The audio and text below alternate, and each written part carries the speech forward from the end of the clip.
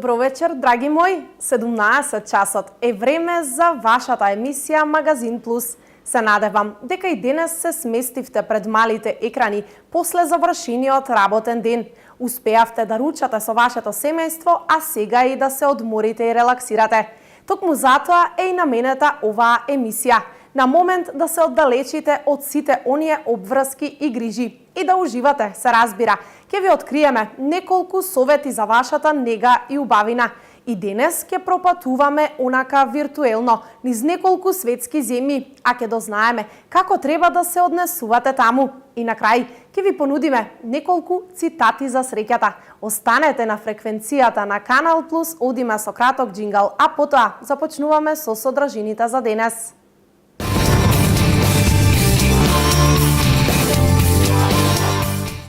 Започнуваме на тема кафе, а денес дознаваме кои се изворите на кофеин, кои му штетат на вашето здравје, односно какво влијание имаат истите врз организмот. Слушаме во прилогот.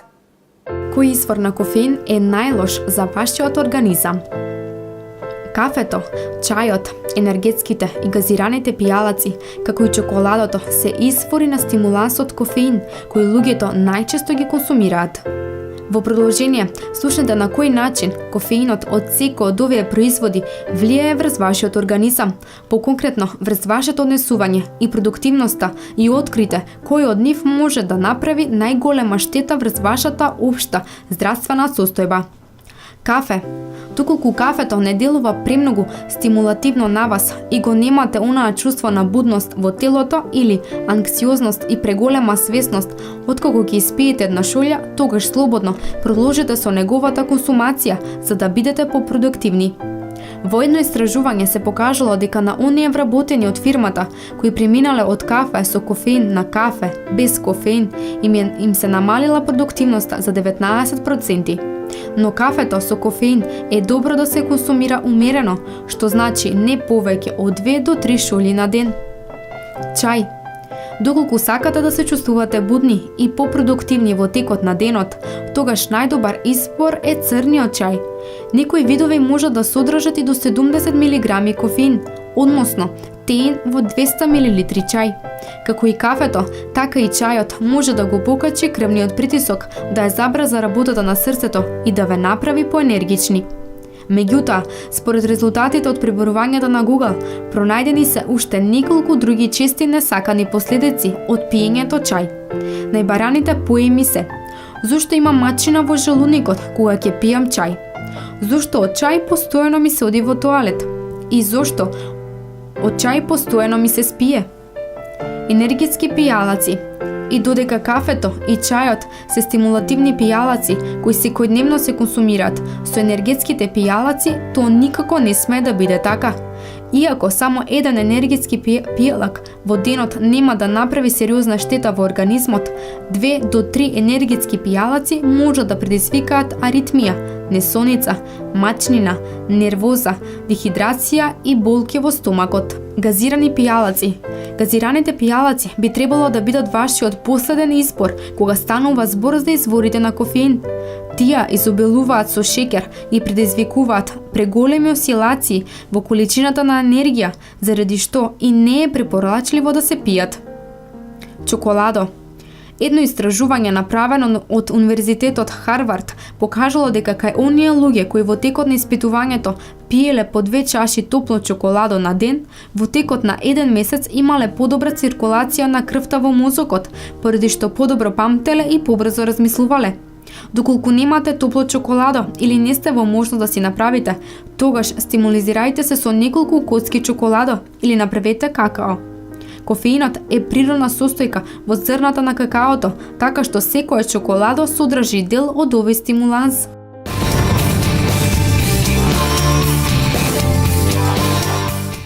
Секој сака своето утро кога ќе се разбуди да го започне енергично. Постојат неколку трикови за тоа да изгледате одморени, убави и енергични. А кои се тие ви откриваме? Без оглед на тоа, дали наутро имате важен бизнис останок или само имате желба да се разбудите без капаци, подочници или ни научите, Еве, неколку совети за вас. Како да изгледате убаво кога ќе се разбудите, штом ќе ги отворите очите.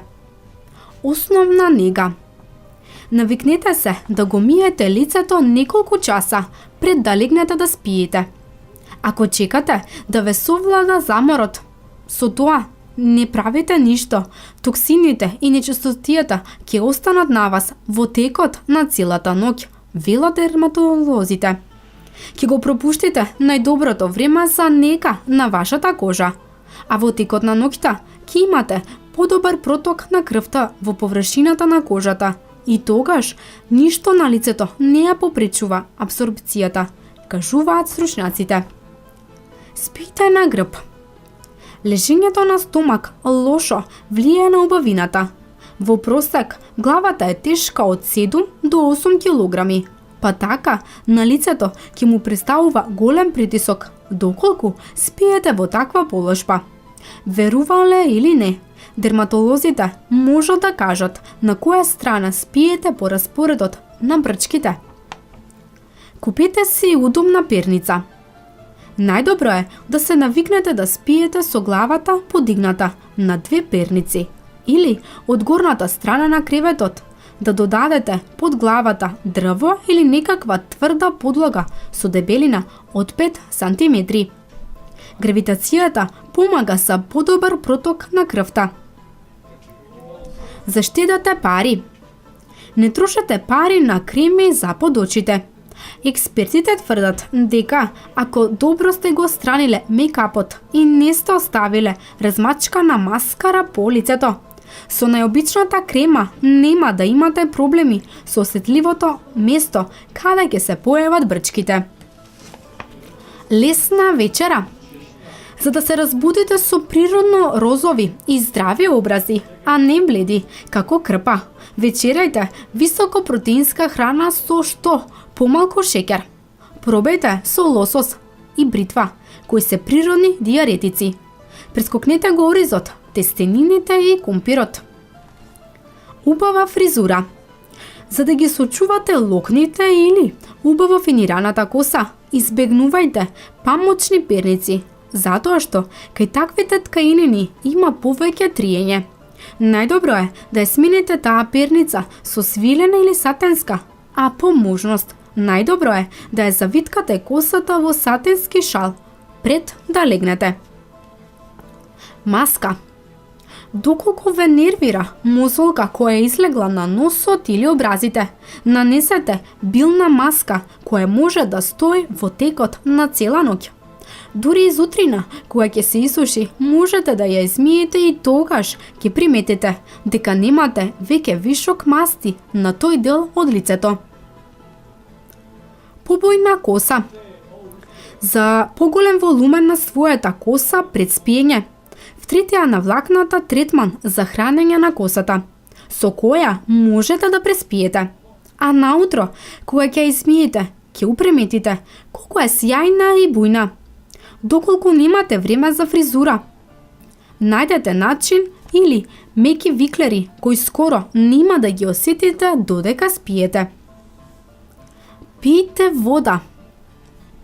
Потребно е да испиете 8 чаши вода на ден за да биде вашата кожа доволно хидрирана. Пред да се побуните, еве начин како да го стварите тоа дури ако сте мрзливи и демотивирани. Најдобро е наутро да испиете една голема чаша вода. Во чантата секогаш носете си шиченце со вода, а на работа често пиете си по 1-2 голтки. Некогаш можете да ја замените и со чај, но без шеќер. Без кофеин и алкохол во доцните часови. Не го саботирајте сонот со стимулативни средства и алкохол. Откажете се од кафето во доцните попладневи часови. Закажете фитнес тренинг 3 часа пред одморот и ограничете го алкохолот на 1 чаша на вечер.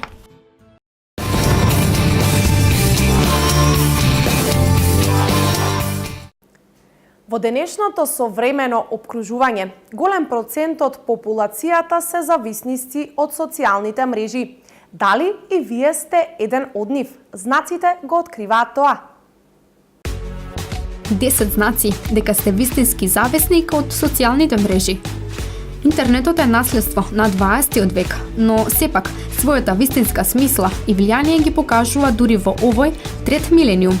Дали би можеле да замислиме ден без компјутер, мобилен телефон или пак интернет? Тешко.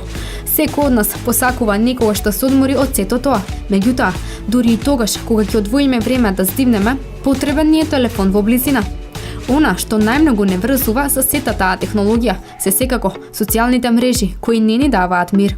Мора да провериме кој што објавил, како некој ја прокоментирал нашата или туѓата објава, како изгледа новиот тренд кој го покренал Инстаграм и слично.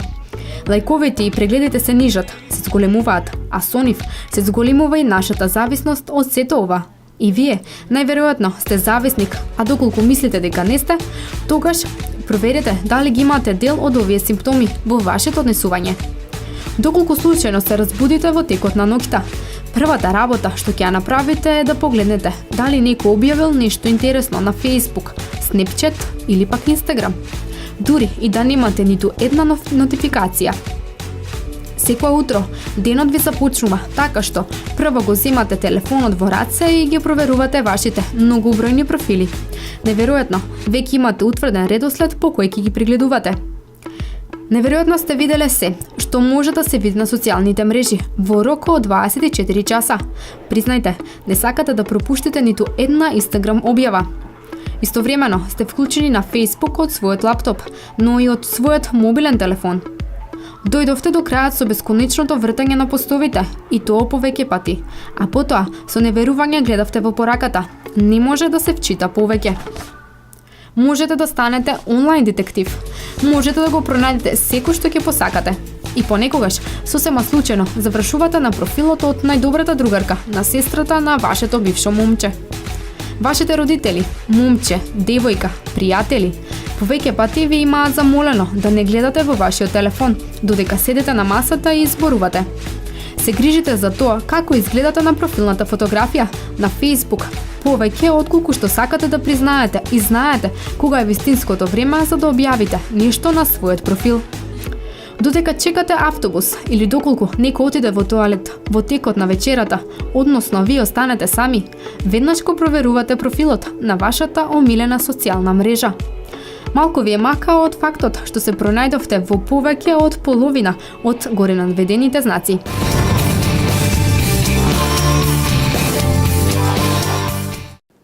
Секоја сезона си има свој модни трендови кои се неизоставен дел од аутфитот. А кои се зимските модни трендови, слушаме во продолжение. Зимски модни додатоци соодветни за секој аутфит.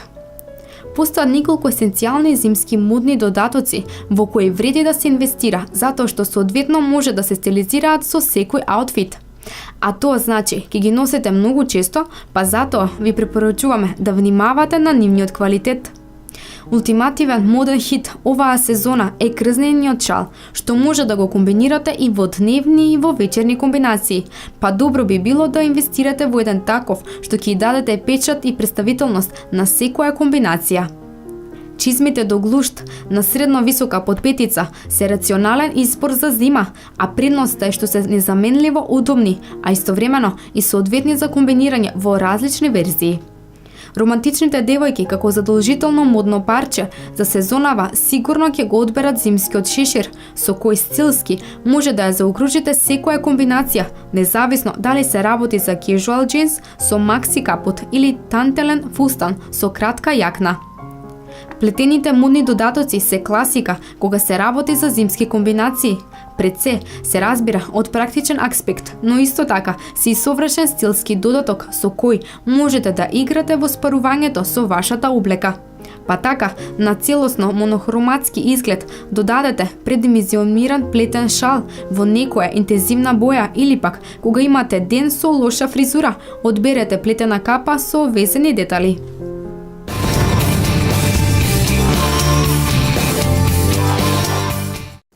Секое патување е доживување на свој начин, но и мистерија.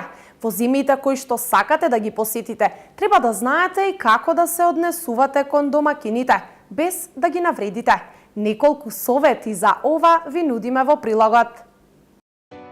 Кога ќе се најдеме во странство, односно на непозната територија, не секогаш знаеме како да се однесуваме, со цел да не ги навредиме домакините. Во зависност од тоа, каде планирате да биде вашето следно патување, имајте ги на ум овие неколку правила. Индија. Во Индија гостите се сметаат за божји сенки, а во знак на добре дојде, домакинот ќе ви понуди чаша вода која треба задолжително да ја испиете. А бакнувањето со домакинот не се препорачува. Во текот на оброкот треба да знаете дека не благодарам не значи одбивање на храната, бидејќи домакинката и понатаму ќе ви додава храна во чинијата. За да престанете со јадењето, треба да одбиете на тој начин што преку гестикулации, мафтање со раце, покажување кон стомак, ќе покажете дека сте сити. Велика Британија. Ако одите на гости некаде во Велика Британија, тогаш треба со вас да однесете многу алкохол, бидејќи едно шише никогаш не е доволно. Исто така, штом планирате да одите некаде на гости, сметајте дека домакинот ќе очекува претходно задолжително да се најавите. Италија. Во Италија е задолжително да го изедете целиот оброк, па затоа немојте да одите таму ако сте на диета. Ако ви понудат тестенини, никако не барајте лажичка, освен ако не ви послужиле некој специјалитет во вид на чорба. Канада. Во Канада ќе покажете дека сте добро воспитани ако му помогнете на домакинот да ја среди кујната после оброкот. Во оваа земја, најчесто вечерата се завршува во кујната. Германија. Германците нема да ви простат доколку доцните. Секое доцнење подолго од 15 минути во Германија се смета за знак на непочитување. Мароко или Тунис. Во овие земји не носете на подарок алкохол, ако не сте сигурни дека домакинот пие. Алкохолот може да биде сватен како навреда, затоа подобро е да купите сладки. Грција. Ако одите на гости во Грција, задолжително однесете алкохолен пијалок, торта и цвеќе во саксија, кој домакините ќе го постават на нивната цветна трпеза. Шпанија. Во Шпанија вечерата секогаш се закажува во 21 часот или подоцна, но никогаш порано. Подгответе се за многу пиење во текот на вечерата и подгответе теми за разговор, бидејќи ако настапи тишина подолга од 10 секунди, се смета за пропадната вечер. Бразил. Во Бразил доцнењето не се смета за навреда, па затоа треба да доцните. Пожелно е гостинот да се однесува како дома, да помага при готвење и миење на садови после вечерата. Јужна Кореја. Кога ќе влезете во домот на домакин од Јужна Кореја, не заборавајте уште од влезната врата да го пофалите уредувањето на куќата или станот. Дури и да не ви се допаѓа храната, сепак морате да ја пофалите и да се потрудите се да изедете, поспротивно можете да го навредите домакинот. Аргентина. Во Аргентина не смеете да си отидете од било каде, се додека не го испиете кафето после јадењето. Мексико. Кога мексиканец ќе ве повика на вечера, имајте на ум дека ќе јадете како утре да е крајот на светот. Во оваа земја, дружењата на гости секогаш траат и до утринските часови, затоа не брзајте да си одите. Куба. Во оваа земја насмевката ја игра главната улога. Кога сте на гости, секогаш бидете насмејани, без разлика на се.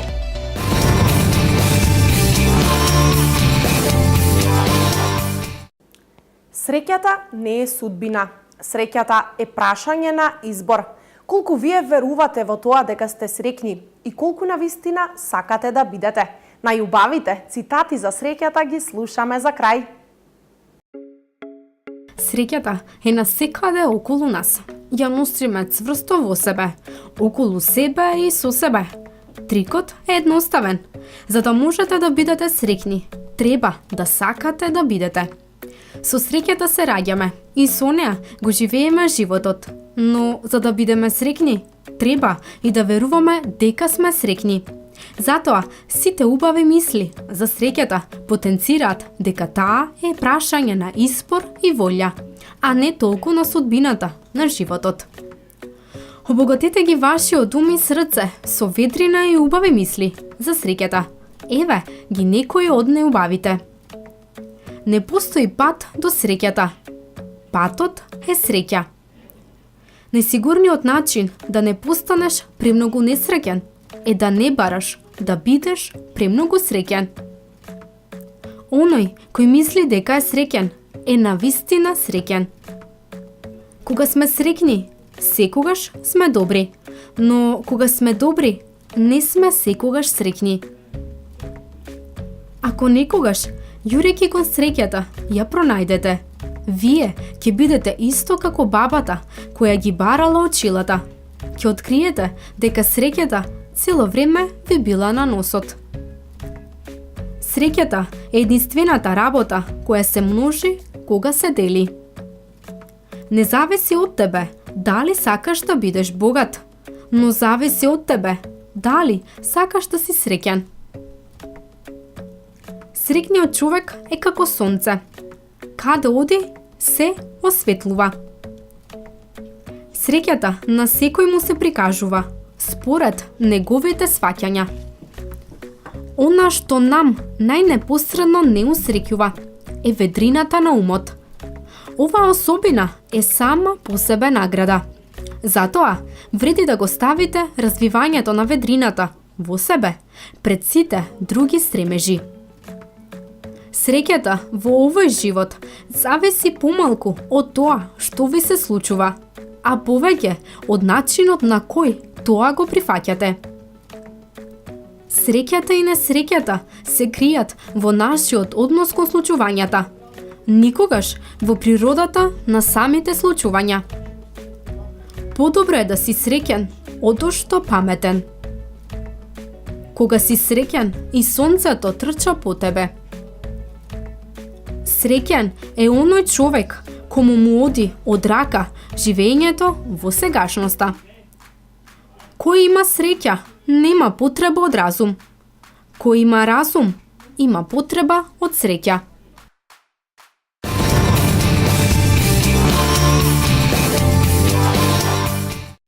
Драги мои, овде е и крајот на денешното 30-минутно дружење во Магазин Плюс. Се надевам дека времето го искористивте квалитетно пред малите екрани. Успеавте да слушнете и да научите нешто ново, интересно и корисно. Доколку е така, следната средба ја закажувам за утре, последната средба за оваа работна седмица, а се што треба да направите е да бидете пред малите екрани во 17 часот. Останете во добро расположение, имајте убава и пријатна вечер и бидете среќни. Чао!